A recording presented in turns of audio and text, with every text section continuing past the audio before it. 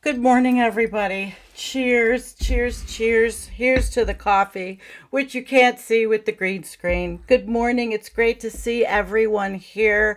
Wow, just getting here for me has been kind of kind of crazy, but good morning. Let me put up the chat so I can see who's here. Hi. Oh, everybody's here. Raza, Jogwell, and Rich, and Karen, and Jean, and Scott, and oh my gosh, everybody. Thank you for coming. Thank you for coming.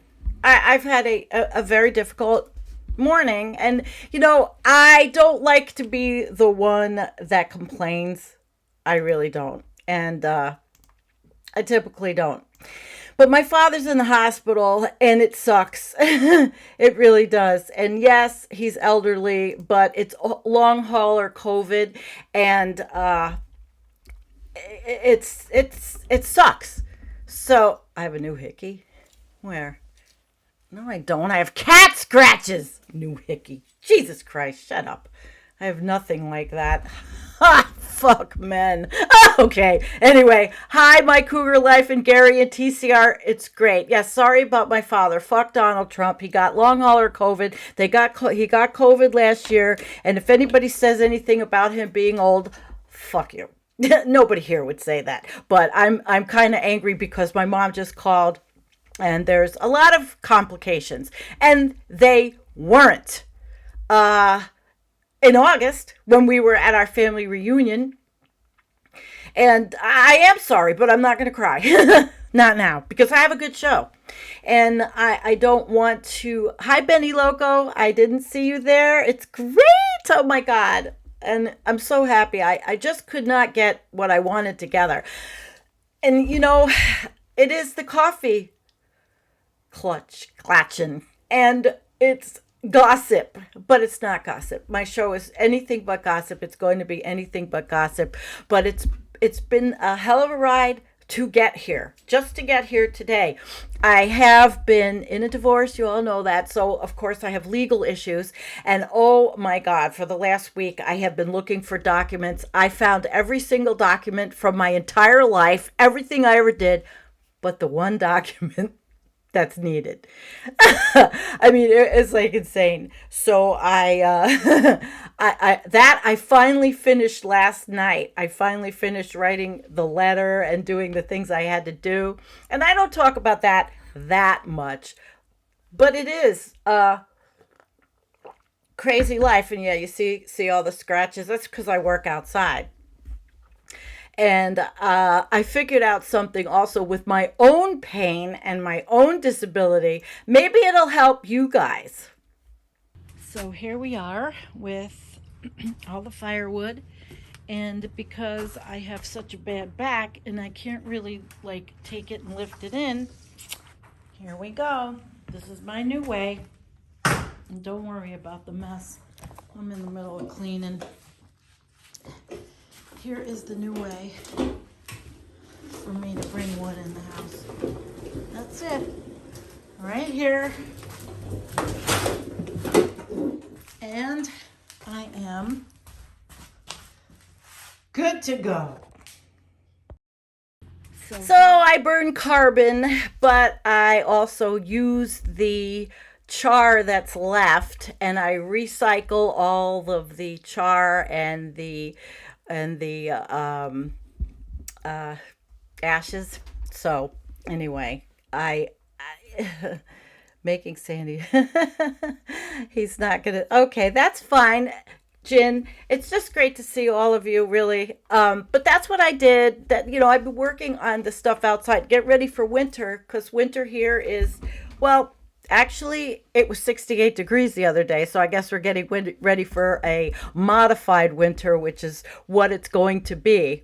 So I've talked enough. I've called this We Don't Have Time, because We Don't Have Time is an organization out of Sweden, and I followed them for a long time because I called it, they're capitalists, and they highlight all of the green endeavors. And sorry, they highlight all the green endeavors, and a lot of us call it greenwashing and bullshit and all the things that we call, but it's happening. So I thought, well, you know what? I'm going to show you what we don't have time looks like. And let me just make this tiny, weeny little small because we don't need these things so big.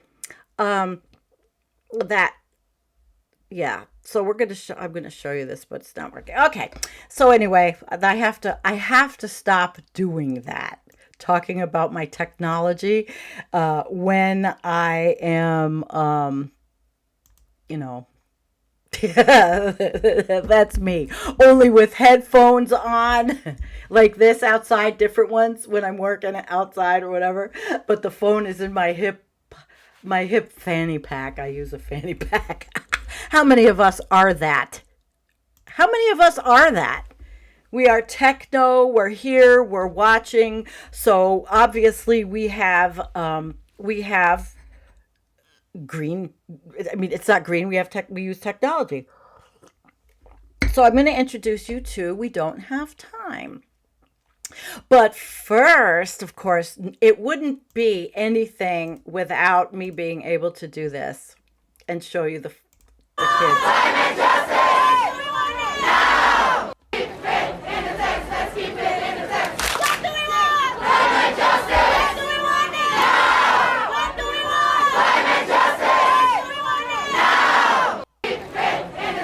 All right, so that's the way I wanted to get started.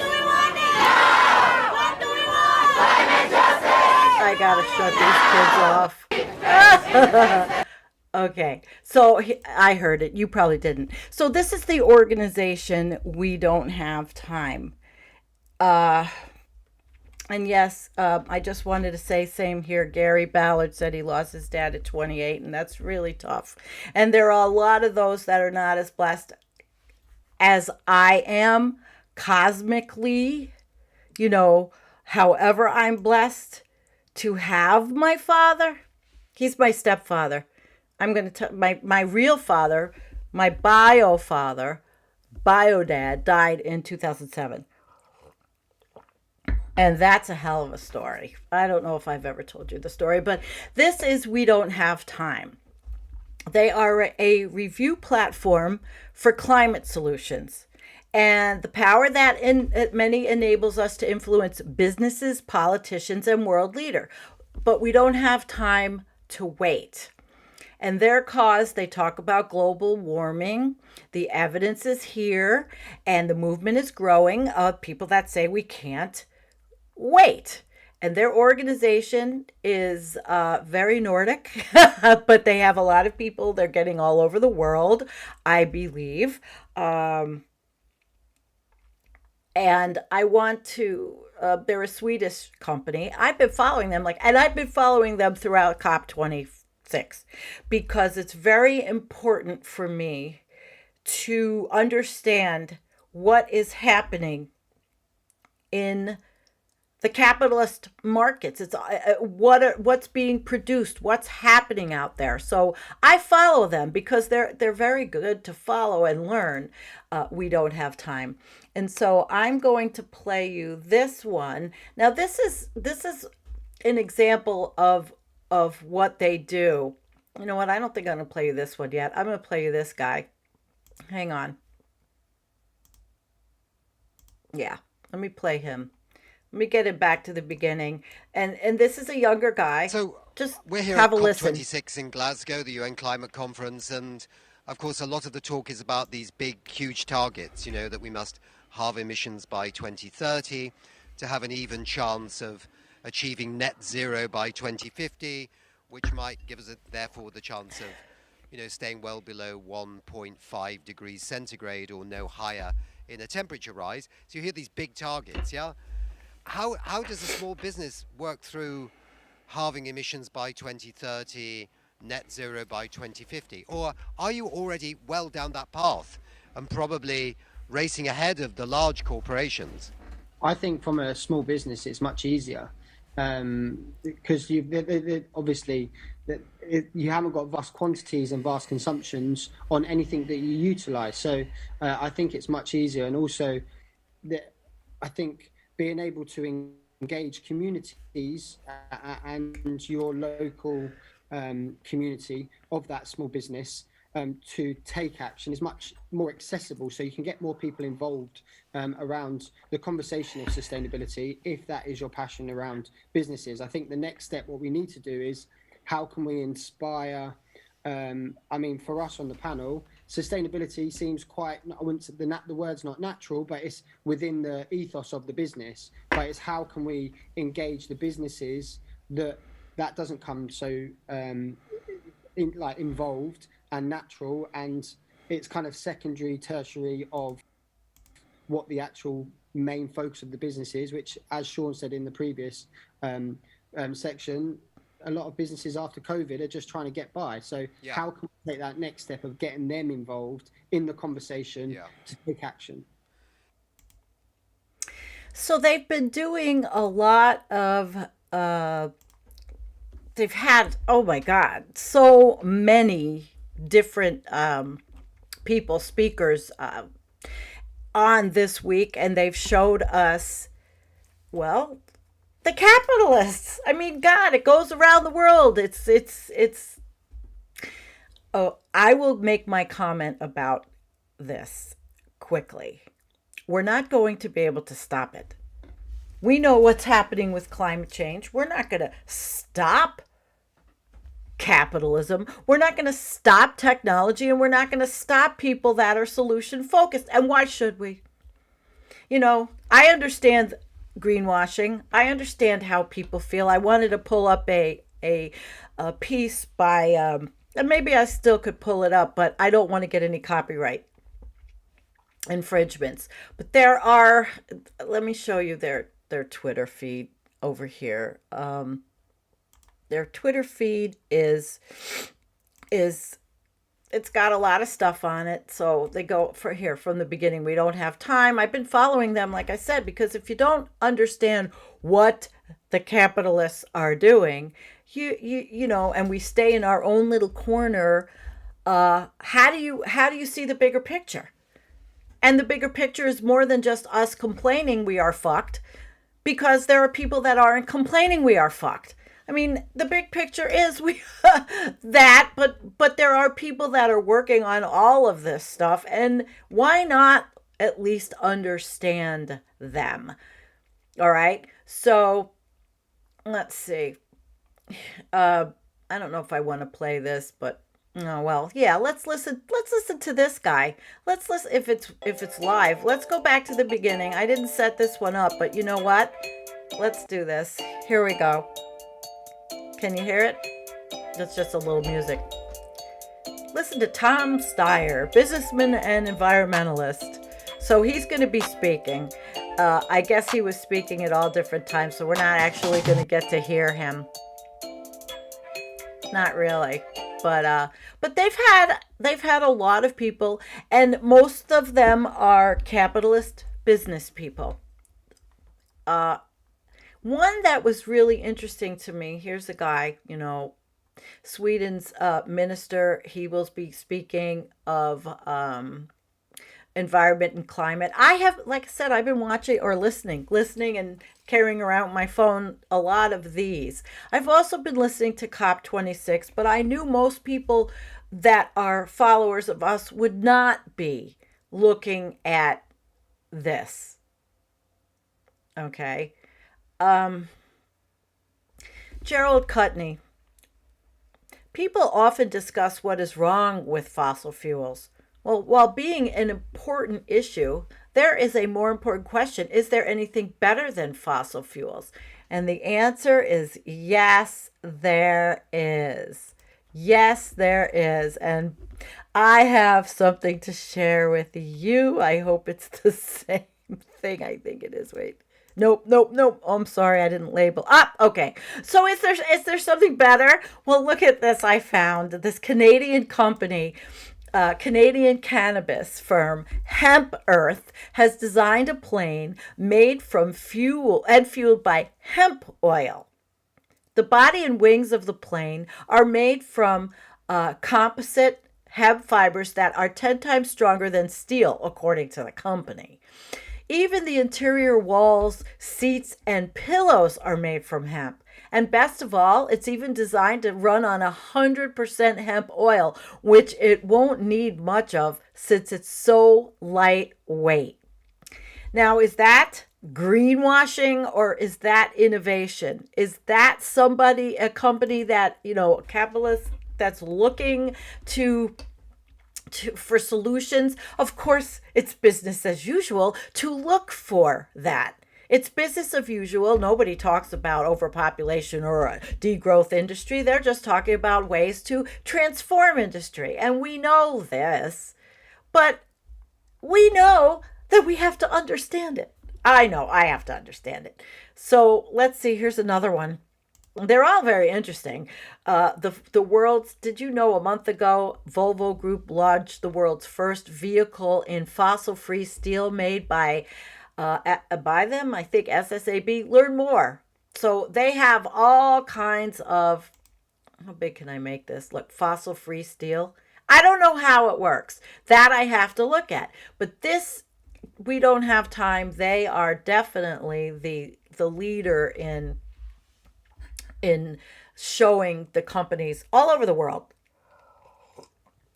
So speaking about all over the world, I do have a little something to show you from, I believe it's, no, it's, where is he? I hope I didn't lose him. Here he is. Okay. So you know that Africa is like a dumping ground. And I particularly picked this clip from someone in Africa that's an African researcher, and I wanted to play this for you guys because this was from Circular Electronics Day. And Circular Electronics Day was talking about how can we make electronics so they're not filling up trash bins. Dr. Kevin Jeru. Dr. Kevin Jeru will be our guest speaker from Nairobi, reflecting on the green technology, information technology, and green technology information systems. So I don't know whether Nick will be on that side to introduce him formally. So I that don't he can know. take over. It's up to you. I'm happy to do it, or you can do it. It's entirely up to you. Okay, go ahead, Nick. Okay. So Kevin Njeru is a professor of computer science and information technology. He is specialized in green information technology and green information systems for his master and his PhD See if I can make this louder. He has published a number of research papers in the areas of sustainability as well as general information technology research areas. He has lectured in a number of Kenyan universities, including Mount Kenya University, where our colleagues are coming from, Murang'a University, the University of Kabinga, among others. Of course, this is not going to be He's also his an whole aspiring senator speech. in Kenya. So, Kevin, great to have you here. You have the floor. Thank you. It's a pleasure to be here too, and I really appreciate. Oh, my chat's not working. This session, where we are looking at computing and information systems and their impacts on the environment and generally electronics. Now, one of the things that we say for maybe those who don't understand much about computing and its contribution to global pollution, we say that computers contribute around to 2 to 3% of the global environmental pollution. Now, any approaches or any innovations that are meant towards reducing this amount of pollution to the environment is what we refer to as green IT. God damn it. Now, in the same field of green information technology, in the same field, we have a field that we refer to as green information systems. And green information systems try to look at the various approaches in which you can be able to use information technologies to be able to reduce the carbon emissions that are contributed by the 97% that is contributed by other factors such as transportation, agriculture, in the manufacturing, and autos, that is. Now, one of the panelists actually mentioned that within the COVID period, the global amount of maybe mobile phones and computing that we acquired are about 20 billion. So when we look at green information systems, we look at how can we be able to apply these 20 billion computers now to be able to reduce the amount of pollution that you are causing. For example, by simply teleconferencing, where we are just communicating from you guys from over the world when we're here in Kenya. That's a good approach, that is, of saving the environment, because we are asked would be required if it were not for these technologies to travel to the country. We don't have to travel now. We can be able to actually interact in real time from our different locations in the world. Now, on the issue of electronics and security, now, I think what it calls for, globally as accepted, is that there is a need for lifestyle change. There's a need for lifestyle change. Because, for example, when we talk about the question of extending the longevity, that is, of use of given devices, then it means, whereas I have the easy option of actually going and purchasing another device, but I'm environmentally conscious enough to be able to design, no, instead of purchasing a new device, let me have this device repaired so that I can use it for longer, that is. One of the other challenges or issues that have been mentioned by one of the panelists has been about the question of actually importation of computers, of mostly the second-hand computers for use in Africa and other developing countries, of which if we were to acknowledge, one of the biggest challenges that we face today is in Africa is about waste, electronic wastes. Now, in most cases, the biggest challenge that we have, yes, we understand we need to dispose these devices, but our systems, our recycling systems are not well established enough to be able to handle everything that is in such a way that it ensures we're able to recycle these electronic devices in a manner that is sustainable to the environment. So that when it comes to their disposal, they are disposed, you find them actually dumped together with other types of waste, organic waste that is in the various dump sites that we have around.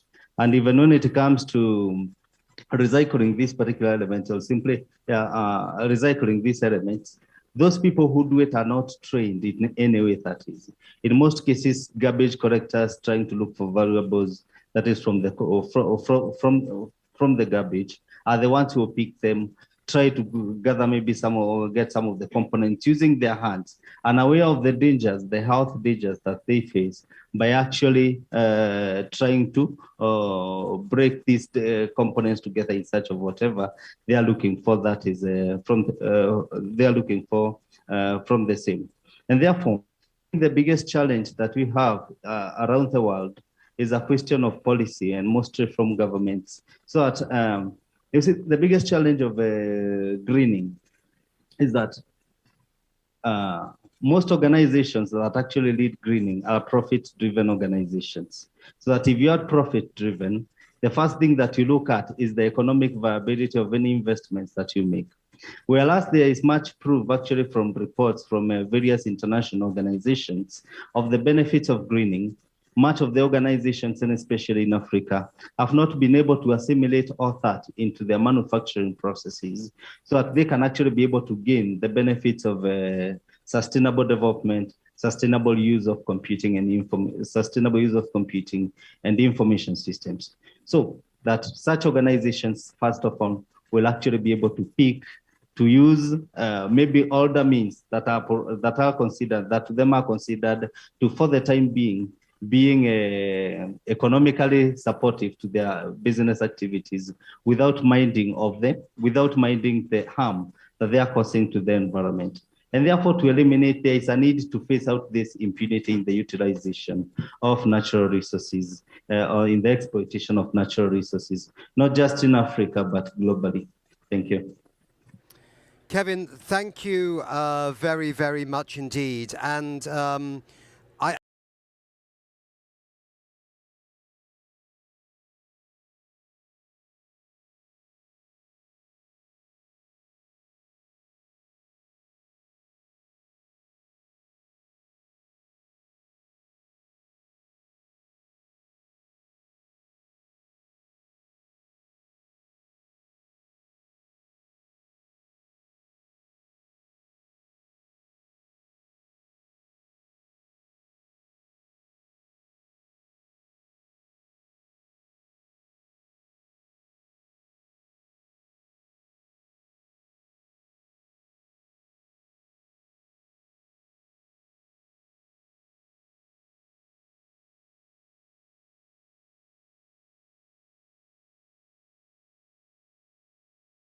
I know you can't hear me. I just realized I was on mute again. I'm horrible at this. My mind is 20 different places. Maybe I'll edit it. Anyway, he's in Africa.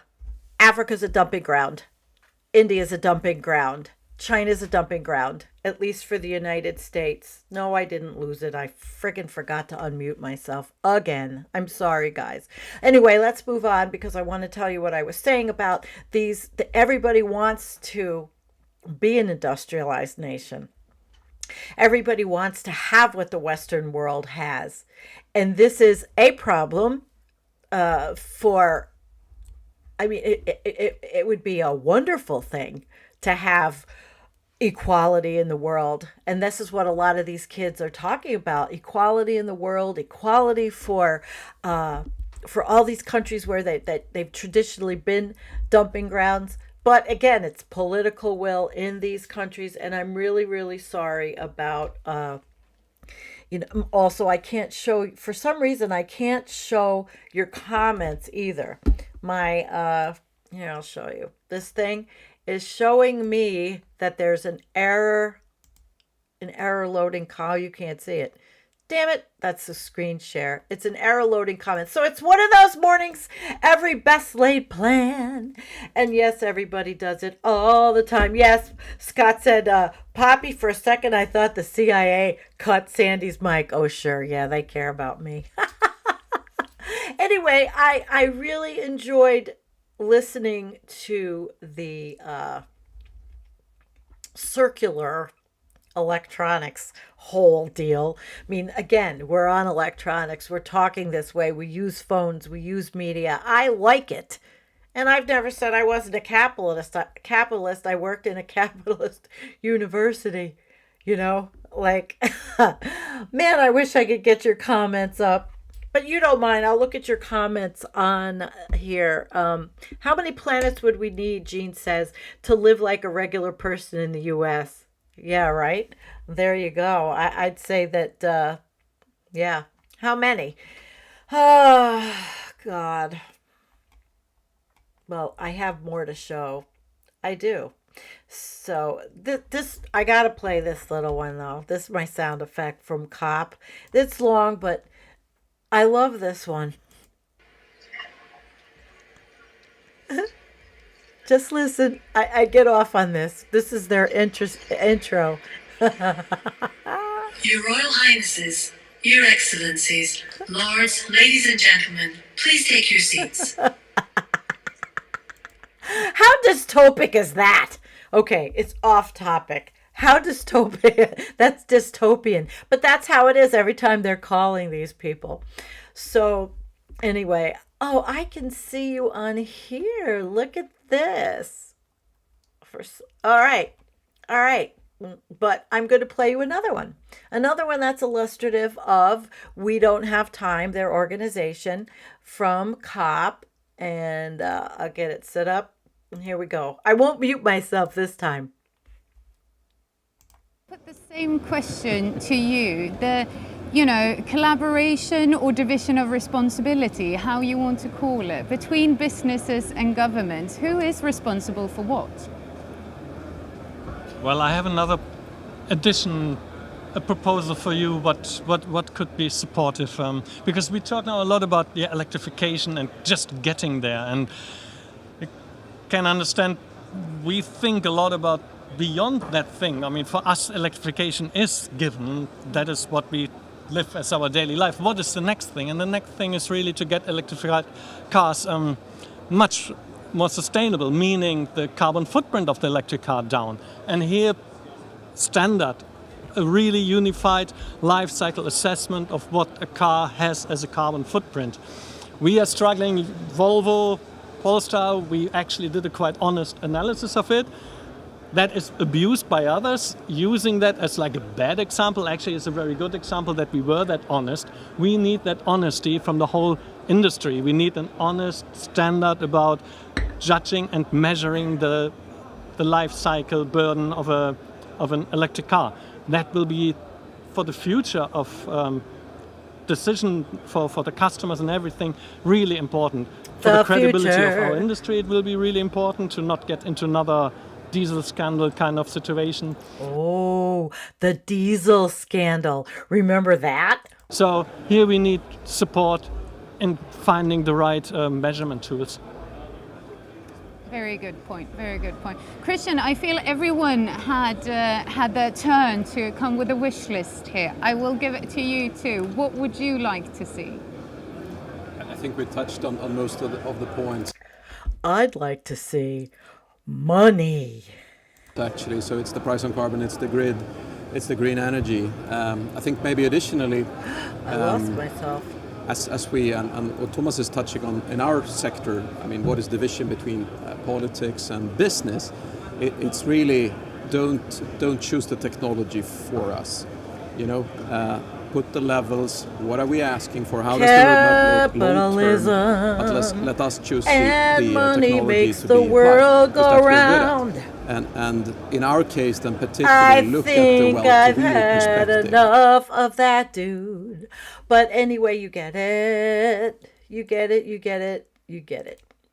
You get it. Look, there's two of me. You get it, guys. So what are we talking about out there? Unfortunately, I'm really unhappy that I cannot get the live chat. It stopped back by a comment when I showed my wagon. And it's just telling me that there's an error loading comment, so I can read them on my phone. I see that Billy Joe's Mo, we build electric cars for everyone. We're going to need a lot more children for the mines in Africa digging up lithium and other materials needed for the batteries. Yeah, I would say that you got it. Yeah, you got that, actually. Let's see what other comments. I really would love to show them more. Yeah, someone from Costa Rica needs, Jean says, 1.6 planets. Okay, 1.6 planets. 1.6 planets. I love you guys. I'm so sorry. I can't. There's always something with software. That's why we love live. Isn't it why we love live? All right, well, I've got an article I'm actually going to read by this little organization I looked up, and they looked legit. It didn't look too much like clickbait. So I'm going to go over this article, and let's see how long have we been. I wanted to talk about We Don't Have Time, but I really had another one because interspersed with We Don't Have Time, here is an article called The Kids Will Be All Right If We're Not Lost and Damaged by COP26. This op-ed is directed at decision makers at COP26. It has been co-created this week by 60 young people from all over the world to make a unified call for climate justice. Most of us didn't grow up speaking English, and we had not met each other before. Yet in just 4 hours, we listened to each other, shared our experiences, and put together our vision for the future we want to inherit. If we can do this, decision makers can do it too. There is a Palawian proverb that says, "A kluk uk rikmiel," which translates as "tomorrow is still to come." It teaches young kids in Palau the importance of taking care of our future. I get a little over my back hurts. Our actions today define what tomorrow looks like. Yet these same children experience enormous loss and damage because of the current crisis they didn't cause. So we are 60 young people. We come from Burkina Faso, Burundi, Niger, the Central African Republic. Let me make this a little bit bigger for you. Yeah. And let's see. Colombia, the Netherlands, Denmark, Hungary, Latvia, Belgium, and Spain. We come from diverse backgrounds, but all experiences we all experience the devastating effects of the climate crisis and are united in our demands for decision makers at COP26. We demand that loss and damage is a priority at COP26 and a permanent theme in the COPs that follow. We believe that loss and damage is a priority and a permanent theme at the COPs to follow. Yep. We believe that he who breaks the vase must pay for it. Today, the opposite is true. He who breaks the vase lets someone else clean up the mess. The climate crisis is caused by people and countries that don't put care at the center of proverbs, let alone policies. The violent climate of hurricanes, droughts, and flooding is not the root cause of this problem, but the consequence of a climate of violence, a climate fueled by greed, exploitation, competition, colonization, inequality, racism, intergenerational injustice, and gender-based violence. If this is all a bit too abstract, allow us to illustrate what this looks like. Imagine your livelihood depends on the cultivation of a land you don't own and can't inherit because of your gender, yet you break your back every day to change it into fertile ground. Your neighbors have the biggest house on the block and generate a lot of waste that, let's see, I lost myself. That generate a lot of waste that pollutes your land. Your ground becomes infertile, you lose your income, livelihood, and eventually your house. You try to claim reparations at the local court, but are ignored. You try to get your plea across the ocean where policymakers are deciding on the fate of trees, water, air, and the air of your community, but your voice is not heard. You end up with nothing but the clothes on your back, unsheltered from all kinds of violence. You follow in the footsteps of 30 million people who became climate refugees before you. This fictional story echoes the innumerable stories of people affected by the climate of violence. People who we have encountered here at COP26 who become activists so others don't have to experience what has become their daily reality. People like Mariel Sumuk Ubaldo, a 24-year-old Filipino whose family lived a harmonious life with nature before they became victims of Typhoon Haiyan, victims of our climate violence. She became an activist not by choice but out of necessity to prevent this happening again to her community of others. We must now move instead to a climate of care and place care at the center of loss and damage policies.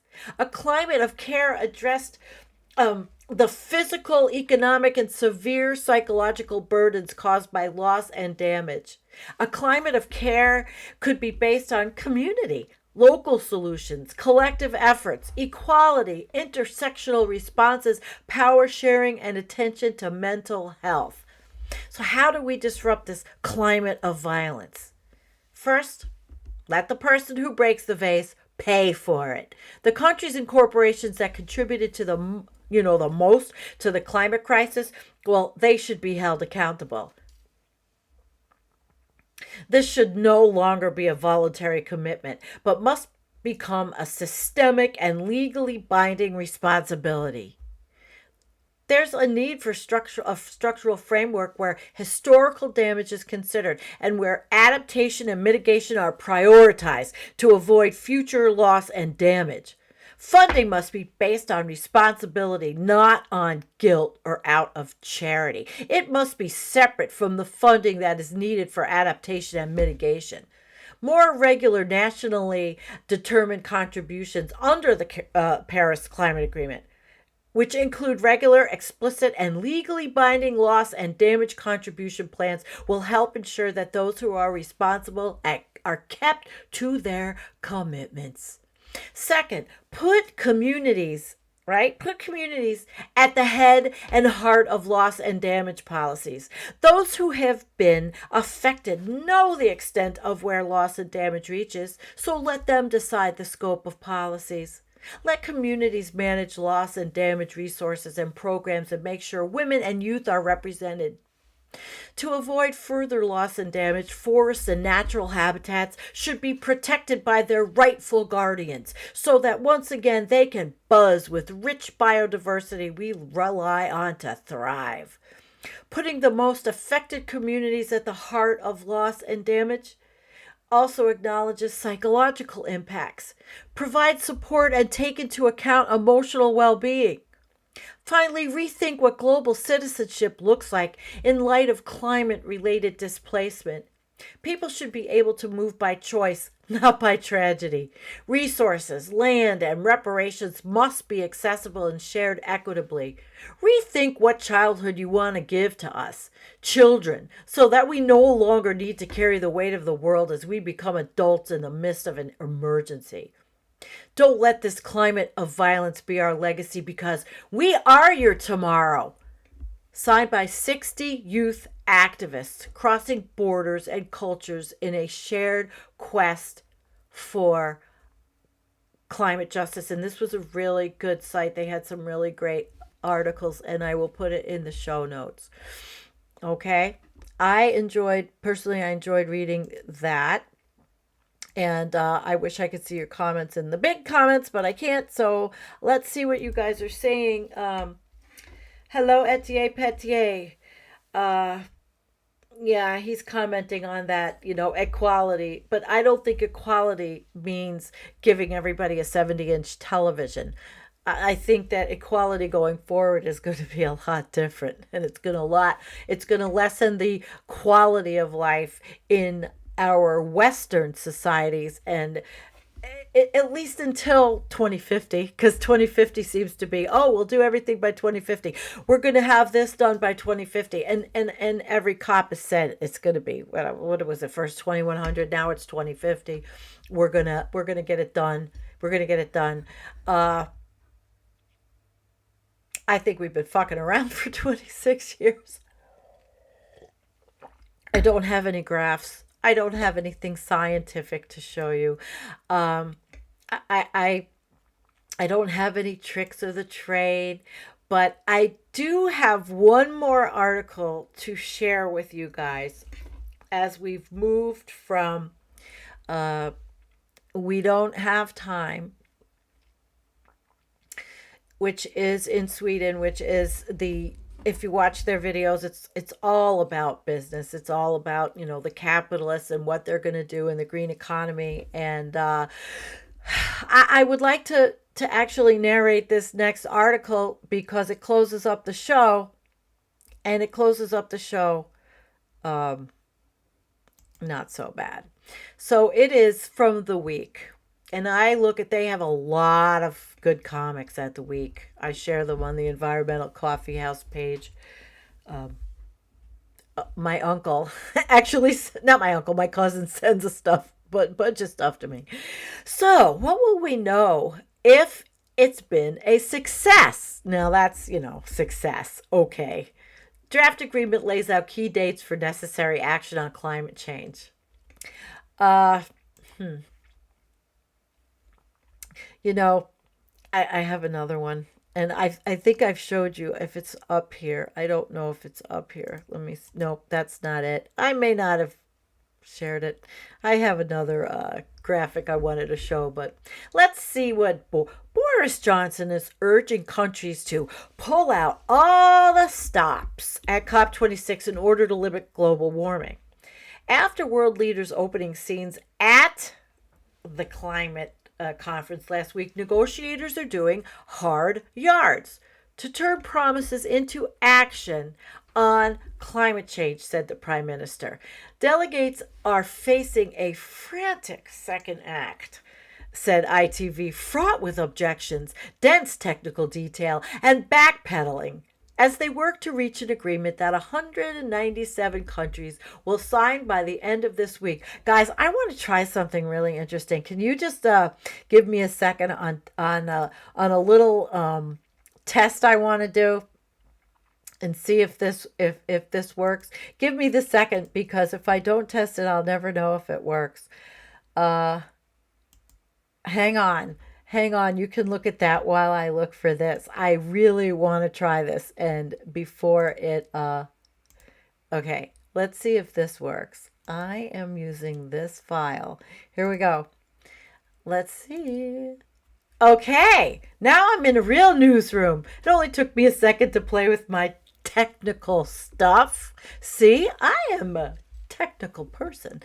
And I'm going to read this to you just like I am a news person. So, we will continue. As they work to reach an agreement that all 197 countries will sign by the end of this month or week. Historically, a final agreement known as a cover decision is typically reached in the wee hours of the final session, said Christian Downey, an associate professor at the Australian National University, for the conversation. Now, with 3 days until the end of the Glasgow summit, a first draft has been published. The 7-page document focuses on how countries will mitigate climate change, how they will adapt to its effects, and how the costs of doing so will be distributed between nations. It also lays out some of the deadlines by which milestone commitments need to be made. Without stronger targets for, 2030, here we go, 2030, there's zero chance the world will hold the rise in global temperatures to 2°C, said Downey. As such, perhaps the most important part of the draft cover decision is the agreement on countries' carbon cutting plans, said BBC's environmental correspondent Matt McGrath. The document calls on countries to revisit and strengthen 2030 carbon targets by the end of 2022. He explained, in order to keep the global temperature rise no more than 1.5°C by, here we go, the end of the century. It'll be interesting to see how countries such as China, India, Brazil, and Saudi Arabia respond to this request, said McGrath, given they are among the world's worst offenders. Well, where's the United States? Did they leave the United States out? Oh, sorry, I'm editorializing. I was supposed to be a news person. It'll be interesting to see how countries do this. So the agreement recognizes that keeping temperatures to no more than 1.5 centigrade rise by 2100 means emissions need to be cut by a whopping 45%. Holy crap. What do you think? A whopping 45%. That gets the flush. There we go.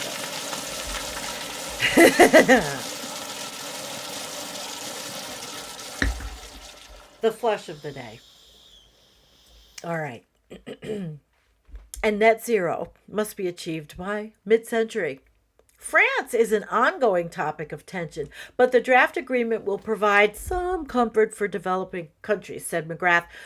The document states that the current provision of climate finance for poor nations is insufficient and stresses the importance of achieving the previously promised $100 billion a year in climate funding for these countries.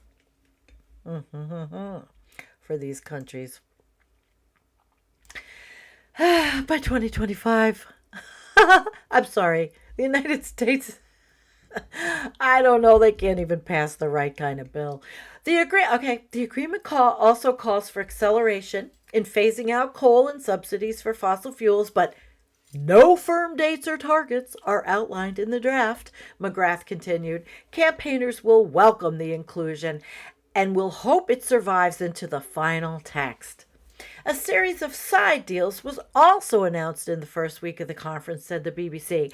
2030 has been pinpointed as a critical deadline with more than 100 world leaders promising to end and reverse deforestation by the end of the century. The end of the century. That's what, 2099? The end of the century? Not the end of the decade. You understand, by the end of the century, there won't be a fucking tree left on the planet. Jeez. Sorry. I divert. I digress. I digress. So those were the side deals. But okay. And then they're going to cut methane emissions by 30% on 2020 levels by the same date. The focus on methane emissions gives real hope that attention is finally being paid to the massive threat of greenhouse gases. If nations, corporations, and financiers were to stick to the commitments made in the first days of the conference, the Independent Energy Agency believes, right, that they could hold the rise in temperature to, 1.8 by 2100. That is as long as the commitments are met on time and in full, along with all the commitments that have been previously made, which is hard to imagine, said ITV. The success of COP26 will depend on addressing the credibility gap between what is said and what is done, said the broadcaster. To do so, countries will need to be held accountable for delivering the promises made at the conference, which could mean bringing them back to the table as early as 2023. Assessing what has been achieved won't be easy, and there won't be an obvious big win as at previous summits. I'm sorry. Oh no! There won't be a big, there it is, there it says it right there. The success, here, assessing what's been achieved won't be easy, and there won't be an obvious big win as at previous summits. What obvious big win happened at previous summits? Oh my God, I'd really like to know. Oh my gosh. Hi, Nas. Nas says, I basically work in retail now, and the amount of plastic that is used is ridiculous. Of course it is. Let's see if I got my... Nope. I cannot believe it. I did not get my chat back. Oh, well. But I can read. At least I have this. See? My technology saves the day. All right. So, hi, Benny Loco. She's still with us. Thank you. Lone Wanderer, trees are already dying. Cornholio. My Boston ivy not doing good. First year there are almost no berries for the starlings to eat. They typically arrive by the end of October and feast on the berries. I have video of it. Oh, see, that's, we're living it. I'm living it. Do you know what? I have not seen one deer on my property. The deer are always here. Always here. They are always here.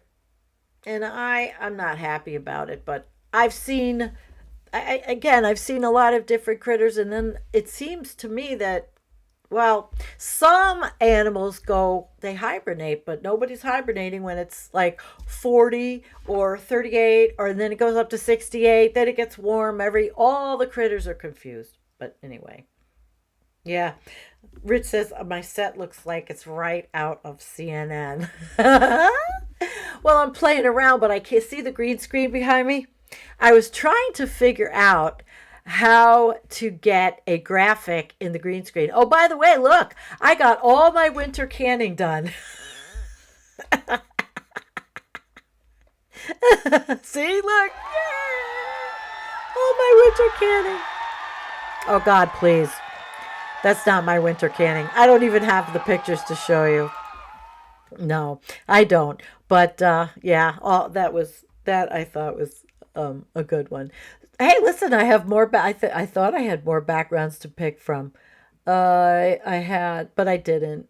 It is fun to play with this stuff, but we don't have time. I don't have time. I really don't have time. But anyway, we have been 55 minutes, and I have showed you basically everything I wanted to go through. I will put all the show notes in for We Don't Have Time, which I've been following.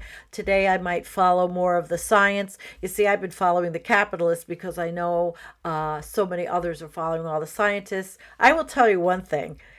Rockstrom, He's like the star here. I've seen him on so many forums, and he's the solution rock star, I guess. They've got him on. And I'm looking forward to Paul. I don't know when Paul's going to come back. I have a little issue with time. Again, well, it's not a little issue. It's always time. And you know what? Please like and share, by the way. I have to do that. Like. Don't forget before you go out. I don't want you to forget that. Like me, it helps. Paul's supposed to come back, but I have to go out of town from tomorrow, Thursday, and I can't drive back at night, so I have to stay over and drive back Friday, and I have a show with Jennifer Friday night. It is going to be very tight, and I have all these appointments in Buffalo, so it's going to be tight, so perhaps I'll just do an all-nighter tonight and set up the whole Friday night show. And also thank you very much for the Buy Me a Coffees, because I got some. And I want to thank you guys. You know who you are. I just thought, well, thank you. That's in the show notes. Thank you. That runs the show. It literally runs the show. What else? Okay. Kameshwari Kate. She really sucked at lurking today. It was very nice to see Eugene and Field B and Patty, Eric, Benny Loco, Jean, Karen, I love, and Cindy Seeley, Darlene, Loie. I love the female vibe here. It's like so awesome. Gary, even the guys, Lone Wanderer, Cornholio, Kameshwari Kate, Max.